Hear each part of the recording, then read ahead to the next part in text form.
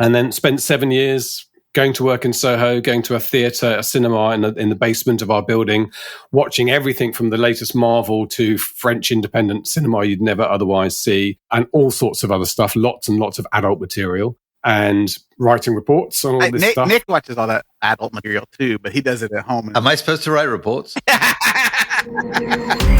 You've been listening to the Two Authors Podcast with Nicholas Harvey and Douglas Pratt. Subscribe on your favourite platform for new shows coming every week.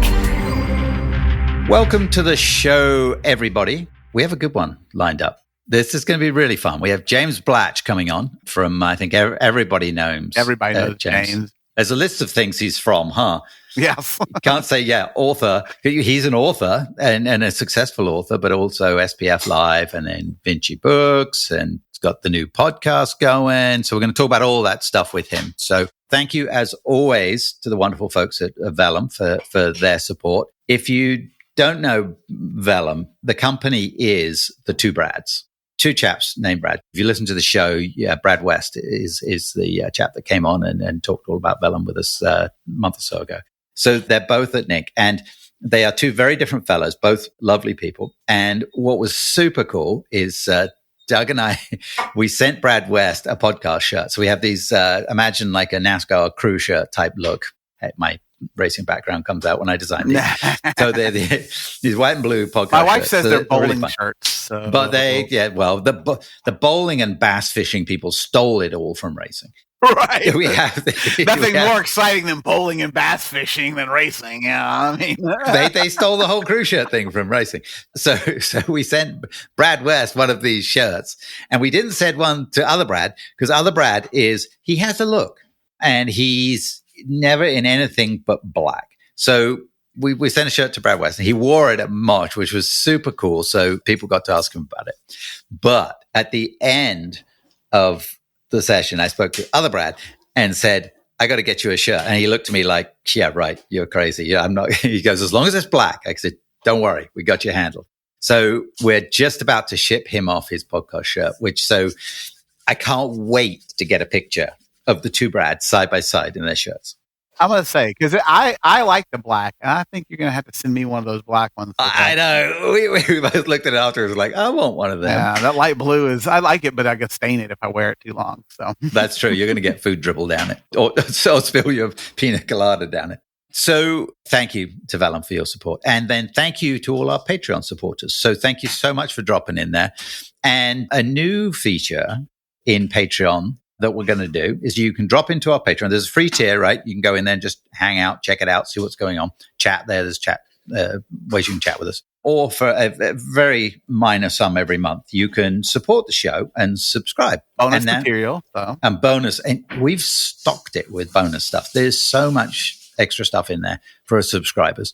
For the price of coffee a month, you get all this extra stuff. And now we're going to offer, if you go there, you can, through Patreon, you can do like a shop. You can buy stuff, right? So we're going to do a purchase, and it's not a lot of money. We'll set it. I'm not sure what we're going to have it at, but we're going to test it out today in a minute. But what you get to do, we do a listener question every show. You'll get to come on the show and ask the question to us for the intro segment. And I bet you could plug whatever fun things you wanted to plug afterwards, right? There is that. Yeah. So if you're an author, you got something coming out. All you got to do is come up with a question to ask us, something interesting that you'd like to know the answer to yourself. And there'll be a surprise for us. This will be more of a we don't know until you ask the question and you come on. So that's true. We do tend to know because we see the questions before they come on, but Yeah, so we actually have a little bit of a chance normally, but you can surprise us. Nobody expects the Spanish Inquisition. All right, so let's move on to that right now.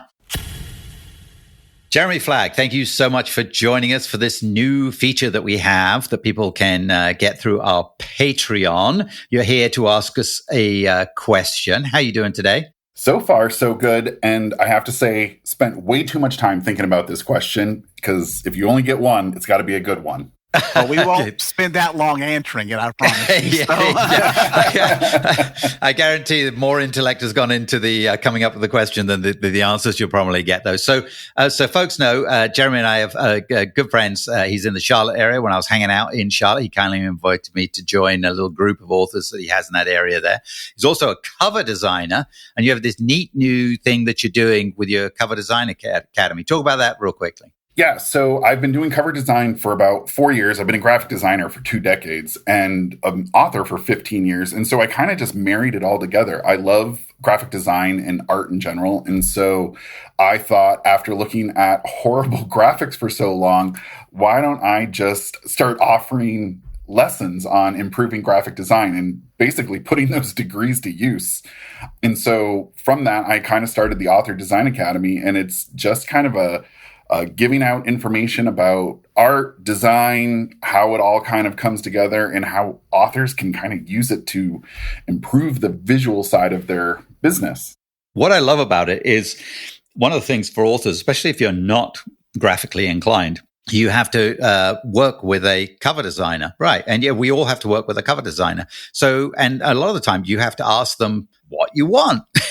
And one of the things that Jeremy's teaching through this is how to communicate in a much more effective way. Is that true? Yes. And I love my clients, but I get a lot of questions that are like, hey, can you make this thing do, I don't know how to explain it. Well, that's not quite helpful. So what are we talking about? And then we start this back and forth, and it can take 10, 15 emails before I figure out, oh, you don't like the composition or the hierarchy of something. If we had the same language, we could get there, but it's kind of like me trying to muddle my way through French. No one wants that.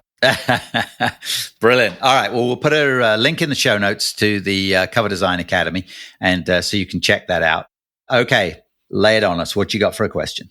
Okay. So this one's been eating at me for a while now.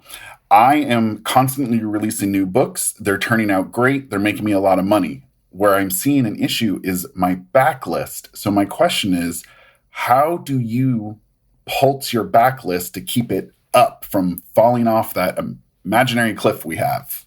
I think generally, yeah. I mean, you're driving people into book one in your marketing. That's the most effective way, obviously, because where we make money is we don't make money on the first book we sell through the ad. I mean, we hope we do, but that's not really where it comes from. It's from the read through. So you're driving people there. But the other thing that I found quite effective is doing rotating promotions through those earlier books. So, my AJ Bailey series is a long series. I think it's 18 that's going to come out. So people will join the series now at different points, so they'll pick and choose books within that series to read that they like. They read the blurb, they like that kind of thing. So pushing some of the earlier books, what you can do is do like a 99-cent promotion for a while and just send that out to your newsletter list. And it's amazing how many people on your newsletter list haven't read all of your books. There's a bunch of people on your newsletter list that haven't read any of your books. How many books you got, Nick? Jay, for AJ, 18. 18. I'm saying with Chase. At some point, people, like we all do, will read 4 or 5 books, and then I'll go back to them, and then they forget. So Yep. That's something I know cerebrally I should have been doing the whole time. And after 4 years of writing with this pen name, I did it for the first time a week ago. So a little late to that party, but exactly what you're saying is already happening. Oh, you're never late to the party as long as the party's not over. So there we go. Oh, that's good. How about that for a second? There. So earlier this year, I rotated through the whole AJ Bailey series up until I think 2 or 3 books back. So I didn't want to, go all the way to the newest ones. But all I did was, if it timed with a newsletter, because I did them every week. And I started, what I did was so that so people couldn't cotton on that I'm doing book 1, book 2, book 3, and they just buy everything at 99 cents. So I did a random and picked, out of the 15 books I did it for 15 weeks straight. And I did one book. I did a countdown on it because I'm in KU, and I did it at 99 cents. And I put it on my social pages, worked out that it was a newsletter going at that time. We're also part of a group called Tropical Authors Group, which is a whole group of authors in a similar genre that have a newsletter that goes out twice a month. So twice a month, I was hitting that newsletter list as well. So I didn't pay for any promotion on it, but I just rotated every book for the first 15 in the series at 99 cents. And it gave a little boost. I saw this, pick the series up a little bit overall for that period of time. Now I have a bunch of stuff I have to go do.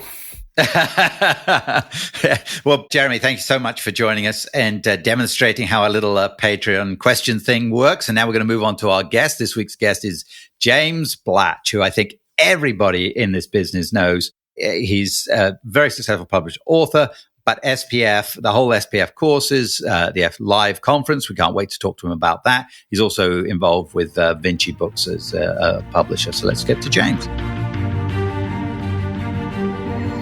James Blatch, thank you so much for joining us on the show. How are you? Are you over your jet lag back to the UK? I am just about over it. Yeah, I mean, it's only 5 hours, but I think honestly it does get worse. Actually, before I start moaning, I've got to remember you've gone back to Auckland. We don't even know what day it is he's somewhere in the future, and he's yet to give me any good financial advice. I'm not going to complain about my 5 hours of jet lag. And I actually got upgraded on the way home as well overnight, which is very nice. So I got a decent sleep, surprising. But yeah, I don't know. I am going to New Zealand. We're planning to go to New Zealand next year. And I remember my one trip to Australia. That is brutal. It's a long way. It took us 28 hours of travel, 4 flights to get to where we were going. So, and you get all your underwear back, Nick? Yeah, they lost our luggage, and so we were without suitcases for 2 days. Fortunately, we put one spare set of clothes in the carry-on bag, and there's a washer in the place that we're staying. So we otherwise. The New Zealanders would be like, these people smell funny. So, well, maybe they say that anyway. I don't know. But, wow. They probably do. Oh. Yeah, so we should say that we were together on the beach, weren't we? Absolutely. Maybe 10 years ago. And and now we are as far away from each other as you could possibly get. Yeah. Scheduling this is great. So it is, let's see, it's 6 a.m. with me in Auckland. I think it's 6 p.m. with you, James, is it not? Correct. And in Memphis, they can't read clocks, so they don't know. Doug gets the easy one, doesn't he? That's unbelievable. And you were still the one that was late getting here. It is what it is. So you had to roll out. You're still like drinking your coffee and having your Pop-Tarts or whatever it is they eat for breakfast in New Zealand. Well, this is going well to start with, isn't it? James, let's get back on track. Why don't you give us a little bit of a brief on how you got involved in publishing, because people forget that you are a very successful published author, and how that evolved into the courses and what have you. I was a journalist for most of my career. In fact, I seem to have had these kind of 10-year chunks. So I started in computing, did 10 years of that, but I really wanted to work in broadcasting. I just didn't have the qualifications because I really failed school and everything, that early part of it. So I had to work my way into being...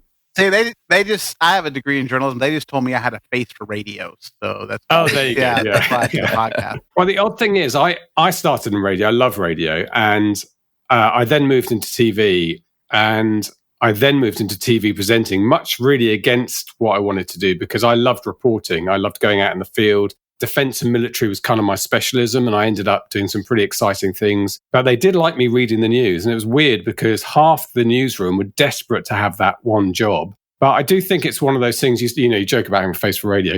It is one of those things where some people just kind of lend themselves to that and other people don't. And very often the people desperate to be presenters don't have that, and then somebody wants to be out in the field do have that. But anyway, so yeah, I went print journalism for my own because I was like, and I tell you what, I enjoyed the little bits of print I did. I occasionally get asked to write when you're a broadcast journalist and you cover a big story. Occasionally you do like these days. I guess my colleagues now would be doing lots of online stuff. That was pretty before my day. But we occasionally got asked to write newspaper articles. And that reminded me that when I was a teenager, I used to start and stop novels all the time. I used to always be writing stories. And I think when I was a journalist, I didn't feel the need to do that because I was doing kind of journalism every day. It satiated that need, if you like. But then I actually did nearly 15 years, I think, as a journalist, a bit more probably with the freelancing at the beginning. And then I got to the point where I just had children.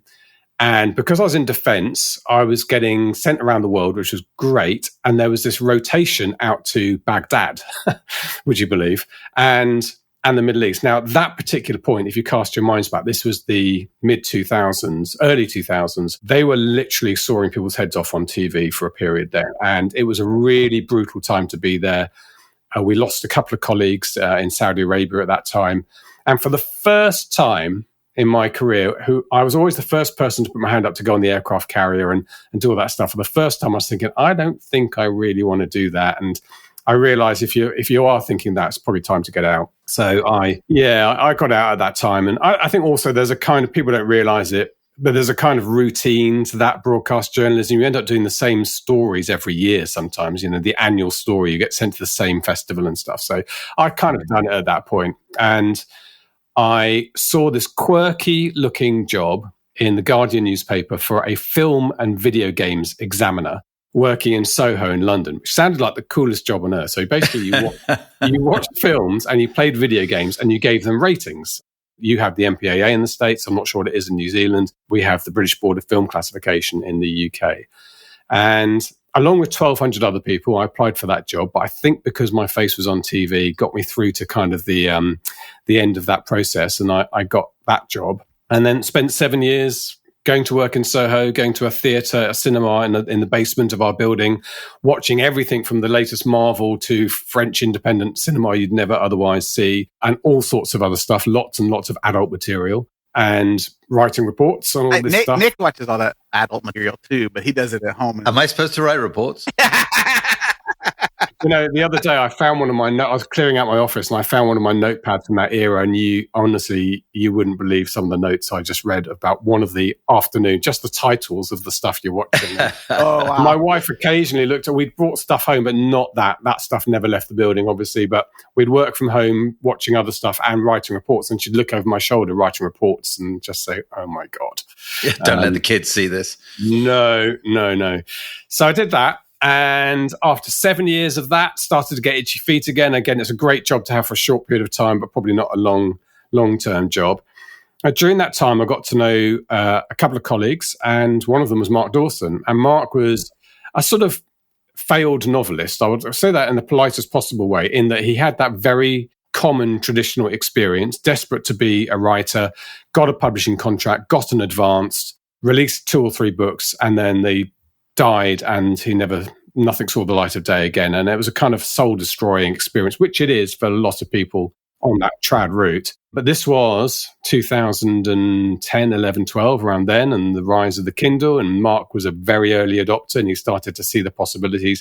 So he started writing. He worked out quite quickly that trying to be, who was it? He always said he wanted to be A.A. Gill or, the sort of big literary writers. That wasn't the way forward with the Kindle. The Kindle was what the publishing industry called commercial fiction, that you and I love as genre fiction, whatever. So he started to write his genre books, his John Milton books, and goodness me, he cracked it. I mean, he just understood how that process worked. He understood how the advertising and the marketing worked, and he wanted to share that. He felt quite evangelistic about it. So post the BBFC, I took my redundancy. Later, he did as well, and we started the Self-Publishing Formula Limited together and started to teach as many people as we possibly could and to save them from that dreary experience of an advance that looks like it's great, but over 7 years turns out to be less than a McDonald's salary, and not really seeing, your books anywhere. So, and I still feel like that, still feel evangelistic about self-publishing. So that's where I started, which was, 2019. I started watching your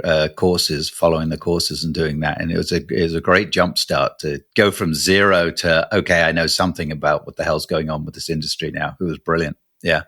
We'll get back to the courses and what have you in a little bit, but you've went on to then write novels that have done quite well. And you've got 3, I think, out there. There's 2 full ones and a novella, right? But it's been a couple of years.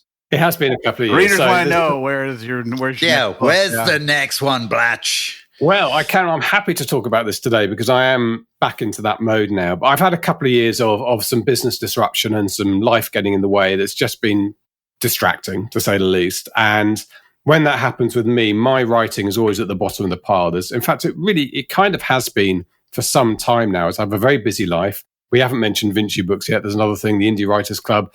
my own publishing and the whole of SPF, the live show and everything. There's a lot of competing tasks on my plate. And so my writing, in some ways, I guess I made the mistake of feeling that was self-indulgent, just like that should be my hobby at the weekend. And so it really got put at the back. But actually, for lots of good reasons, it should be front and center in my life. First of all, because it's the thing I enjoy doing the most. Yeah, therapy, right?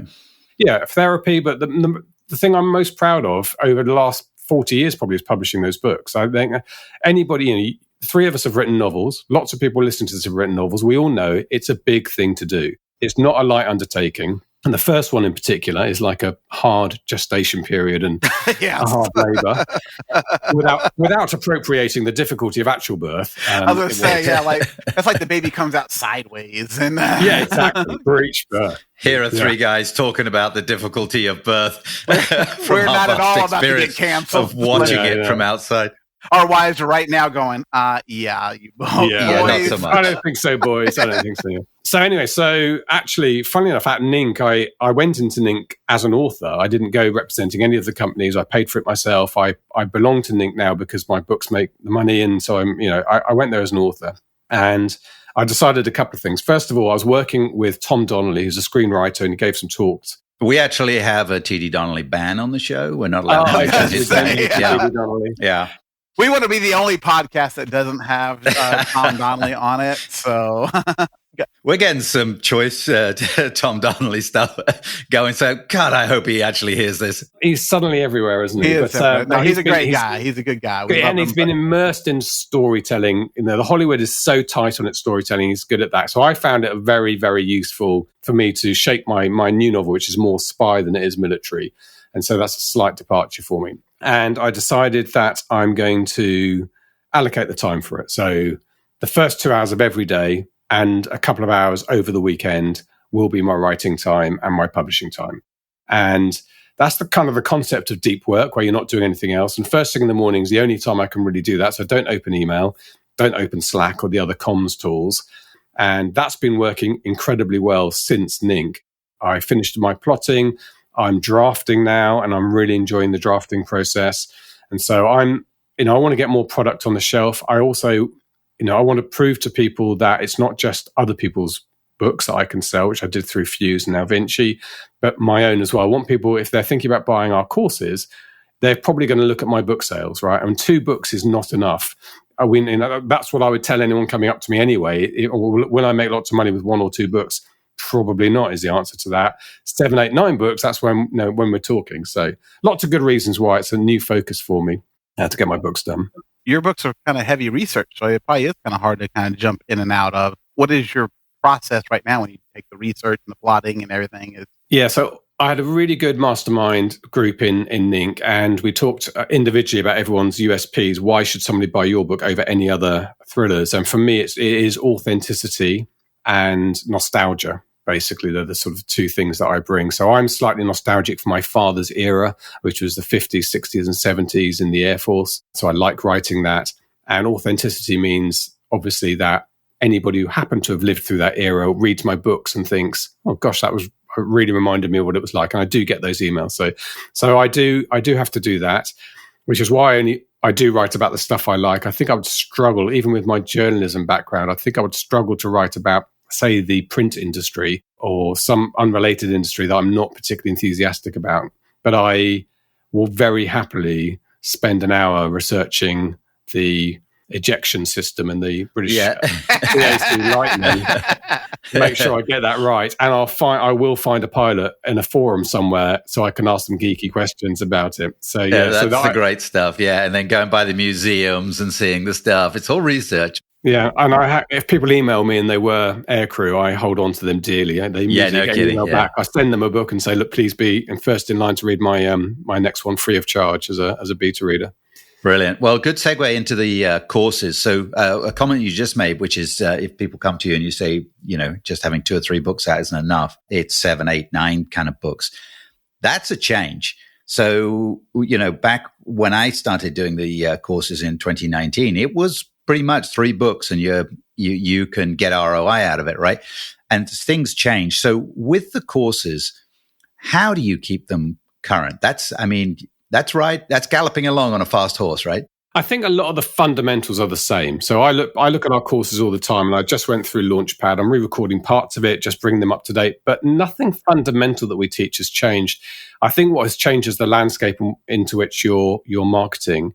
So I would say you're right. 3 books, and not that long ago, I made money. I had my best year last year, I think. With the year before, I had my best year, but pre-Germany, with my books, which was enough to pay good household bills here in profit. Now, that's only 2 books and a novella. Last year, I didn't make money on my UK books, didn't lose money, sort of broke even. This year's looking about the same, but I have made money on Germany. So it looks like Germany is where we were a few years ago.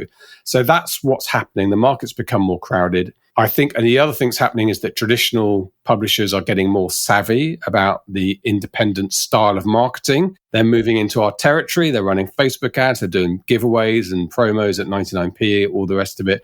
So our competitive area, and they go in, we're on TikTok and we're just punters on TikTok. They go to Mr. TikTok and they do a deal with them at this level, which I saw happening in front of me. I saw the TikTok people's very excited about indie authors, and then their heads got turned by HarperCollins and Hachette and so on, who did all these deals with them, and they kind of left us behind. So that's sort of happening. So we're slightly disadvantaged in that front. So how do we make up for that? Well, one way of making up for that is just thinking, okay, we make less per unit, so more product on the shelf is really where I was getting at when I was saying 7 or 8 books. And that might be a bit of an exaggeration. I think, hopefully 4 or 5 books, I should be back into profit in the UK. I would hope so, because I'm not far off now. But if you want to live off this, if you want to quit your job, realistically, I would say to people, aim for, get towards double figures in books.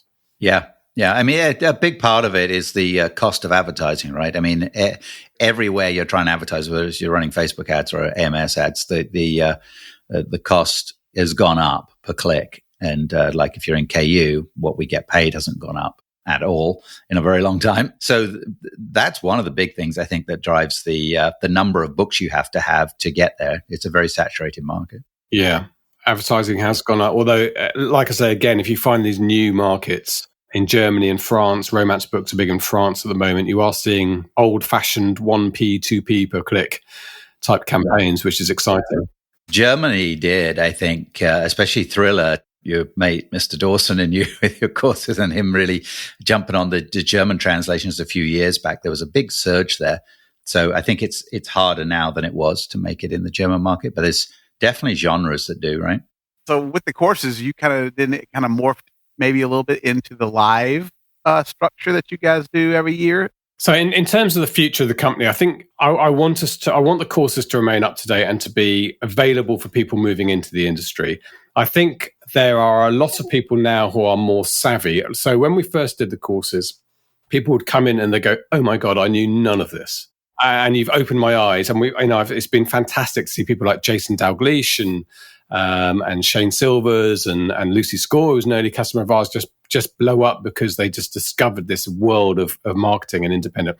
I think the average new author comes in now pretty savvy about mailing lists and ads, but our courses give them a structure for how to become a business that operates and ultimately sets themselves up for success. I want them to remain like that. I think it's important, but because of that next level need of most people in our area, I think the live events really lend themselves to that. So I think they've come into their own actually in recent years. I particularly felt this NINC came back a little bit from where it was. It was really dynamic. I really enjoyed it.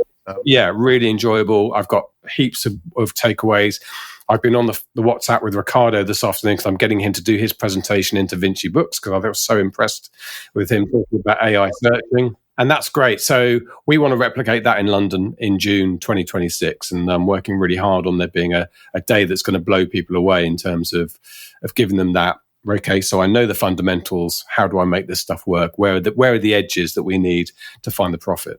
So a question I got to ask you, James, is we've mentioned Mark and his part in all this, and you guys were working together and built the courses and which spawned into SPF Live. How does that stand now? Is Mark still involved? Mark's no longer involved in self-publishing formula and the courses side of things. We're friends, and so it's me. And one of the things I do is make sure we've got as many experts as possible contributing to the material. So I have Facebook experts. I have people like Susie Quinn, who's brilliant at identifying the kind of bestseller tropes. And so we bring in experts for the courses and I curate them. And I've got some expertise myself in that field as well. So that's kind of my focus. You've probably learned a thing or two over the past, 15 years now, right? Since that all started. Well, look, I started Fuse Books and we started with a couple of authors whose sales were virtually zero. And, by the time I left, we were turning over a very nice 7-figure sum and making a lot of money. I didn't leave it. I sold the company and it merged to Vinci Books. Yeah. So I have that credibility, but going back to the front, I would still like to have my books more prominent and contributing more to my annual income. So, yes. So like with the live show, do you do a lot of industry people as well as authors? Yeah, we have. So we've got a new venue this year, County Hall, which is quite a historic building on the Thames, very close to our last building. So it's going to be a slightly different setup. We're slightly more limited in our spaces, but I think we might be able to squeeze 20 stands, probably sold half of them as I'm talking now, which is amazing because it's next June. So I guess we got 10 more, guys. Get on there and buy them up now. So we can sell them all before the show's over. It's quite good. So a couple of quite big companies have said to us, we do our marketing budget in January, so we'll make a decision then. I said, well, that's fine. But I'll let you know if we're up to 19 and you haven't heard back from you. But so we have that. And for me, so we did that. The first year we did the sponsors. As an organizer, you're thinking, okay, we need sponsors to help this work. And then when you have the event, you realize that was particularly for our industry. These are not predatory organizations. These are organizations who we know and love and use, and they're kind of quite famous people in their own right. The two Brads who run Vellum are like stars that people go and talk to. So it became a really key feature of the conference. And I love that. We're actually trying to build more of that into this year, into next year in June, so that people spend more time with those sponsors. It's quite hard work for them. They did report that back. They get a constant queue of people for 2 days. But I like that kind of, we spoke, didn't we, in the middle of the way they do it at NINC, where basically the Mosh, they have a marquee and everybody gets a chance to go around. But I actually really love that environment. I love talking to the different people. Couple of services I'd never heard of before. You start talking to people and you get these entrepreneurs, you get these really enthusiastic proponents of a new service, which is great. I had good chats with quite a few of them. So I want that environment, that atmosphere in June in London. Yeah, I think a lot of people commented, and Doug and I talked about it, is putting Mosh at the beginning instead of the end of the first day, putting it at the beginning on the first day. It seemed a bit like, okay, we're going to go do this now and throw everyone in a tent. It actually was brilliant because you had the opportunity to go chat with people and then set up a time that you would go talk to them one-on-one, maybe later, and that kind of thing. Doug and I screwed ourselves because we recorded our podcast. We didn't get to talk to anybody. A bunch of people. So we didn't get to go around any of the booths and talk to anyone except the Brads, because we were set up behind the Brads booth there. So, and Brad West was sporting a podcast shirt, in a brightly colored shirt to advertise. Brad gave me the Junior Mints, which I was very excited about, which is an American that's right, yes. Which have now disappeared, of course, because they didn't last very long. But I got them home. So we went to Orlando. Sissy Mecca, Tina Gallagher, Avery Maxwell and I went to Orlando to do the Halloween Horror Nights for a night before we flew back. And it was really fun. But I had to treat those Junior Mints like they were an organ in transit. Pack them in ice, because in the car in Florida, if you park your car for a couple of hours where you go off to have lunch, there's going to be nothing left of them. We got them back in one piece, which was amazing. So yeah. Okay, back on the conference. So what is the conference catered to? The beginning author, the experienced author? Have you been able to build something that caters to both? Yeah, well, we've always tried to do both, and we've done it in different ways. So we've always in the past had one track, which has made that quite difficult. So we've had some sessions we know are going to be a bit over the heads of people who are just starting out, and other sessions that are probably too basic for them. This last year, we did 1 day of fairly broad stuff. I wouldn't say basic, but broad stuff that motivational stuff and I look to the future that involves everybody. So whether you're starting out or quite a lot would work for you. Then the second day was very distinctly for more advanced. We did that last year. Now this year, we're doing it a little bit different again. So we are having what you might want to call a plenary day, where we're all in the same room at the same time, and we have probably 5 sessions. They will still be like that. So there'll be some craft stuff, which doesn't matter where you are in your career. You love to hear about character building, world building and stuff. So we're going to do that. It's one of the most difficult talks, I can tell you, to try and source when you're a conference organizer, because you will see lots and lots of people talking about marketing, but not that many people teaching craft. That's good, because that's the one thing I feel was missing at NINC was craft stuff. And they've had some good ones in the past. There, and a couple other people commented that they felt that was missing. So that's good you're on that. Yeah, it's funny because the people who do really good craft sessions, people like Melanie Harlow, there's another name from the past, they won't do it anymore because they get overwhelmed by it. People like me saying, can you come to our conference? And they have to sort of pull out of it all because you don't want to become too good at craft. How about mediocre at craft? Because I'm your guy. So yeah, there you go. How to write a mediocre character that just kind of meh is his way through the... We could even title it "Meh" as the name of the talk. Yeah, meh. Neither one thing or the other. Yeah. Meh that sells. Yes, there you go. There is something in that. Minimum viable proposition for your character development. That's writing the market right there, isn't it? Yeah, there is something there. Yeah, so that will be day one, and there'll be we've got talks from authors who started out in the audience back in 2015 and have been on a panel a couple of years ago and are now 7-figure authors talking about how you can do that journey. So that will be kind of day one. Day two is going to be, at the moment it's looking extraordinarily busy. There's going to be, I think, 7 rooms, and you will choose NINC style and Vegas style. You'll choose each time, but I'm repeating quite a few of the sessions. So there won't be more than twice, but it does limit the chance of, it used to happen to me at Vegas all the time. I'd think, I really want to go to that one. Oh, and that one. Oh, they were at the same time. That happened quite a lot. So you'll be able to avoid that. And we're going to have things like Facebook ads 101 and Facebook ads 202. So they'll run alongside each other because I don't imagine people going to both, although they could do because those will be repeated later. So you can get a 101 and then 202 later. Same with Amazon ads. And then we've got some other bits and pieces. We've got stuff on AI.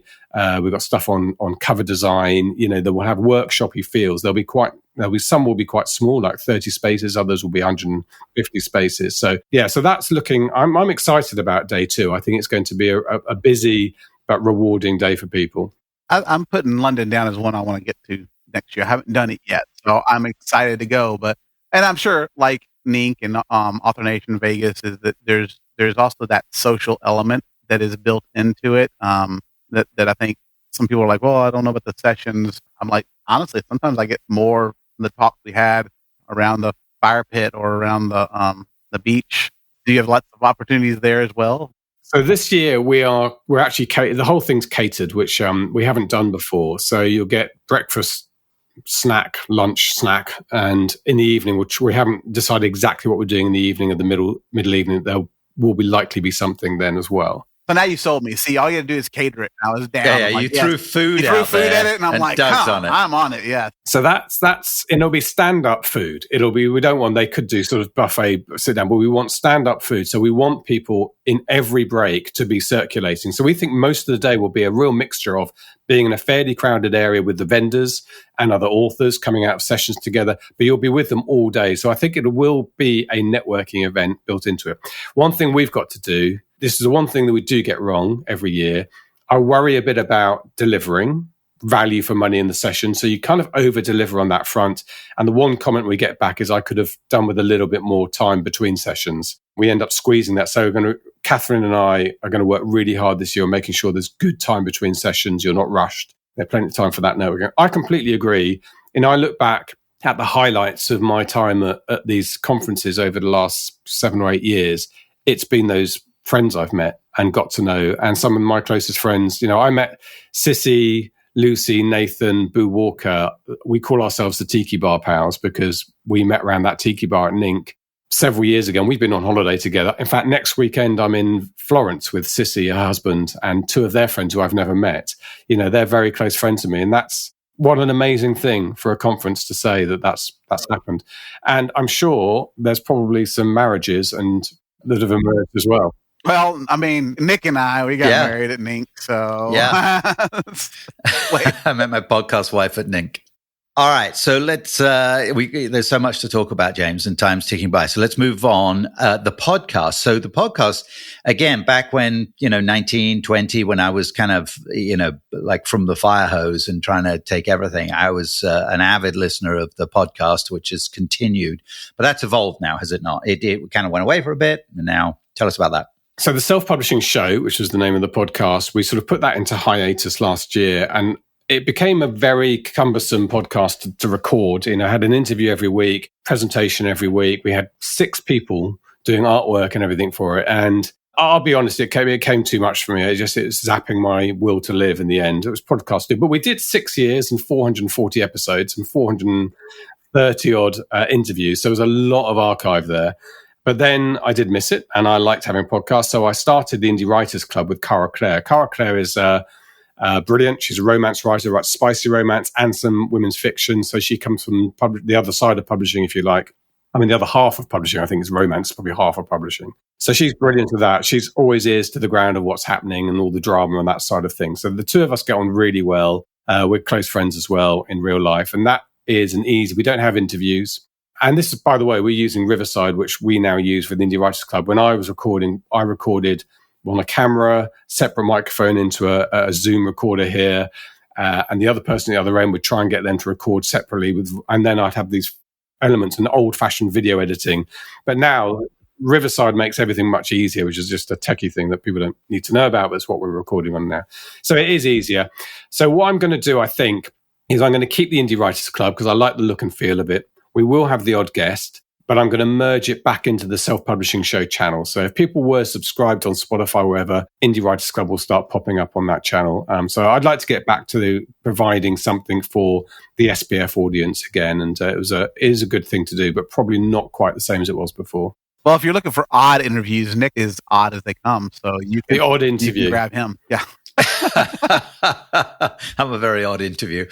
All right, you're a little slow too. You're on the other side of the world. It takes a second for you. There's a delay. Glamorous. I'm about the most unglamorous human being there is, but we do go places. Yes, we do go places. So, all right. So you touched on Vinci Books, which came out of evolved from Fuse. Talk about that a little bit. How obviously there was an opportunity you built the Fuse, you sold, and then stayed involved, which is like everybody's dream, right? Someone gives me a lot of money to buy my product and they still employ me. So talk about that a little bit. Yeah, I lit the fuse. Oh, wow. See, yeah. Well, learn this in these courses. This is the kind of stuff right here. Yes, you do quick. That's Pure how you gold. write a blurb and a hook, right? Bam. Okay.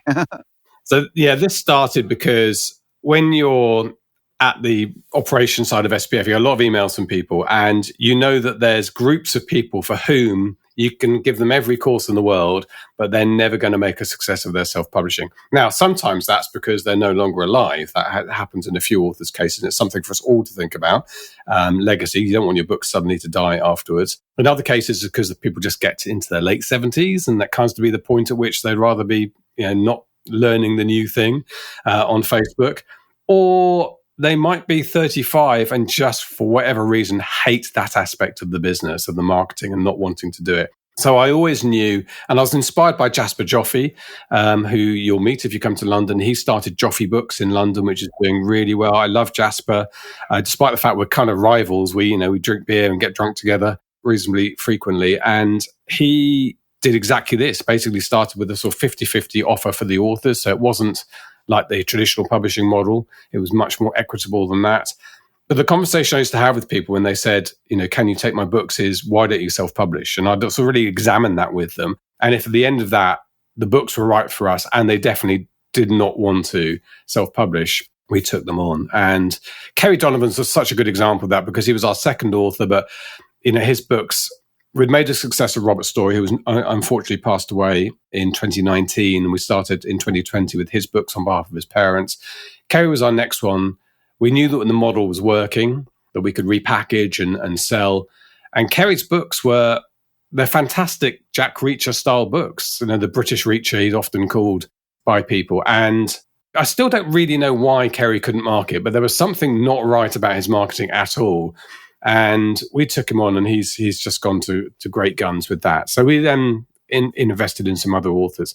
And then what happened after that is a guy called Mark Smith. And Mark Smith, he's Australian, from Sydney, really comes from the traditional side of the market. So he started publishing companies like Quercus and built them up and sold them into the big five, which he'd done a couple of times. And I knew people who were published by him, and he's well known and very well connected. He's very entrepreneurial, but he's so traditional. I didn't think that he was the sort of person who would have his head turned by us, but the reality is the opposite. He saw independent publishing and self-publishing and bloody loved it. And I think unlike a lot of people in traditional publishing, he is a genre fiction reader. So he's not sitting there reading the latest Maggie O'Farrell or Ian McEwan. He's reading John Milton and Jack Reacher and stuff like that. He just loves those books and the latest thrillers. So he wanted a piece of the action. He liked the vibrancy, the dynamism of independent publishing. He looked at my company and said, I want that company. I want to, let's go. So we did that, as all these things are, a little bit more complicated and took a bit longer than we thought. But I'm very happy to be doing a couple of days a week still with them, which is about the most I can afford from the rest of my life. But I want it to be a success. And I'm kind of doing special projects. So like bringing in Ricardo to teach us all about the next generation of searching and translations. And I'm building the reader list, which is something obviously I come with a lot of background in. So that's where I am. It's a bit weird it not being my company anymore. And I've had to sort of teach myself that I don't get to make those decisions anymore. But I think there was a little bit of a difficult period for 7 months or so. And then we came to an agreement, and that's been a lot better since then. So rather than me walking away, which I really didn't want to do, I'm really happy. And I hope Mark is as well with where we are now. Good. It's growing quickly, right? It is. Well, we've just taken on Nick Harvey, which is amazing. Oh, wow. Okay, so it's going downhill now. See, I was going to jump on board. Vinci was on a trajectory until they signed Harvey. They were like, we were doing great now. That's probably a smart move on you guys. Well, that's what Mark brings to the company, something I could never have done. And if I'd gone together with a couple of other people from our world, which there are plenty of people around, I think we could work together and build a publishing company. But what they can't do is connect us to the right people to get the books in bookshops. And that's what's amazing for our authors now, is seeing their book at Heathrow Airport or Glasgow Airport. And every time I'm abroad, flying everywhere, I always take a picture of a Vinci book when I see it on the shelves anywhere, which is still quite exciting for us. And that is still something I think is hard for independent publishing. But Vinci has this sort of half the company are people who've just spent 20 years doing exactly that. So they know exactly who to talk to. They know exactly which books are going to fly. And that's why they've taken you on, Nick, because they know your books are going to go in bricks and mortar shops. So we do have one more question. Well, we have two more questions, but one more question we ask everybody. So right off the bat is, what do you consider your author superpower to be? My author superpower. I think I've always been very good at learning new systems. And I have an enthusiasm for it. So something new comes along, whether it's at the moment, most of that's going to be related to AI, but not necessarily. I immerse myself in it very quickly. And I think that from where I'm positioned in a sort of teaching role is quite a good strength to have. So yeah, I'd probably say that when everything changes, when Amazon say everything's changing and everyone else puts their head in their hands, I perk up at that point. Yeah, you're like, oh, what can we do? Yeah. Yeah, my experience is that the ones who adopt quickly give themselves an age. It might only be 6 months, it might be 2 years. The stuff Ricardo was talking to us about, that's a classic example of there's a curve. In 18 months' time, everybody will know that. But at the moment, we know it. And adaptability it sounds like. You're able to adapt quickly. So. Can I have that as a superpower? I mean, it's not flying or anything, but... No, that's solid. What would your real superpower be then, James? I'd love to be invisible. Who wouldn't want to be invisible? Oh, yeah. Most authors would love to be invisible. Wouldn't it be great to be at NINC and be invisible? You just, flit about amongst everyone, listening to all the conversations. You can go to all the stuff you want to go to. And disappear. The women's locker room would be more of a place I'd want to be invisible. How are they going to hand me a drink when I'm walking around? Disembodied glass of whiskey. Yeah, just the glass floating around the room. Pina colada walking down the thing. That's Doug. All right, last question is our spin the wheel question. So let's see what we got. No expense spared, James. You can learn a thing or two on your podcast from us. Yes, you need one of these. God, that's frictionless. That thing's never going to stop. Oh, I tell you, he lubed it. I'm not sure what he lubed it I did just tighten recently. It up. So, okay. Oh, what are you currently reading? What's the book that you're currently reading? Well, that's an interesting question because I'm currently reading 6 books at the same time. I don't normally, but I'm a judge in the UK Kindle Storyteller Award, and we are judging right now. So I've got 5 books from them, and then the book I'm reading. So the book I'm reading is an Ian M. Banks book. So Ian Banks, very famous literary writer. The Wasp Factory is probably his most famous book. But he also wrote, some people know this already, about 15 sci-fi books called the Culture Series. And they're sensationally good. I absolutely love them. I think he loved writing them more than he did his big literary things he got nominated for. So I'm working my, I thought book 6 or something, I'm on that. But I've had to pause that one. So I'm reading a crime thriller by J.G. Dalgleish. I'm reading a sapphic romance, which is a sort of a sapphic, I think, rom-com, which is hilarious, which I'm really enjoying at the moment. I can't remember all the names. I could send it to them afterwards. I'll send you the page afterwards so you can see who they are. You put them in the show notes. There's a, what's the other one? Oh, yes, like a women's fiction book from what is actually Imogen Clark, who writes is well known for women's fiction in the UK, but is writing under a different name, Izzy Bromley, I think. And there's a new one that's a children's book, which I've, funnily enough, finished that one quite quickly, which is great. And there's a new one, another one's supposed to be nominated. So yeah, I'm struggling with that one still. He's like Spot. I can't see Spot run. I don't know. I've been reading the same book for like 4 weeks now. I read so slowly. Well, I can't imagine.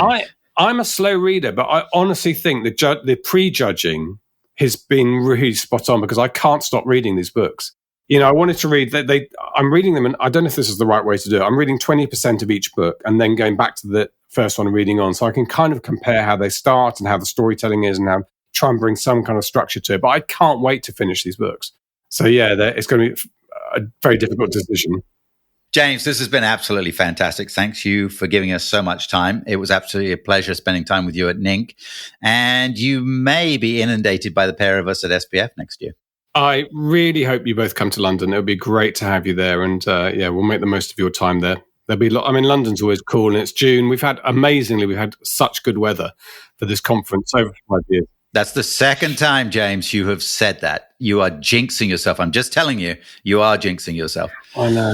It's June in London. What could go wrong? It's Wimbledon. All right, brilliant. Thank you so much for joining us. Thank you.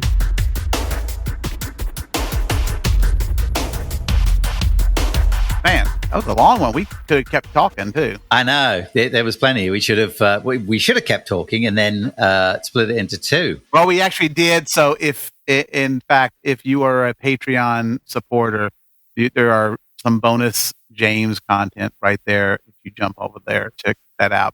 Absolutely, and I think we're both a little bit sold on SPF Live. It's everyone we talked to that was there this year raved about how good the conference was. So I got to take a look at my schedule next year and see if we can squeeze a trip in. Do a 2 authors on the road. Absolutely, recorded live from SPF Live. Yeah, no, it was great. So, but anyway, obviously, as we just said, if you want to check out the Patreon, we have some bonus material with James on there. A bonus question, but he also stuck around and did one of our nuggets with us. So that's a good one too. Yeah, a little bit of fun stuff to talk about the business. It's amazing how much better the nuggets get when you introduce someone who knows what they're talking about. That's right. Yeah, not just us. Yeah. But if you haven't, then please come over and support the show on Patreon at patreon.com/the2 authors podcast. Of course, also a big thanks to our friends over at Vellum, who we had a blast with. Hanging with the Brads. Hanging with the Brads. So if you haven't checked out Vellum, strongly suggest it. Go over to tryvellum.com/the2 authors to find out more. And you'll find the Vellum link in our show notes, as well as links to all the fun stuff that James talked about and his information. Maybe we'll get some of those books that he's been reading so you can check those out.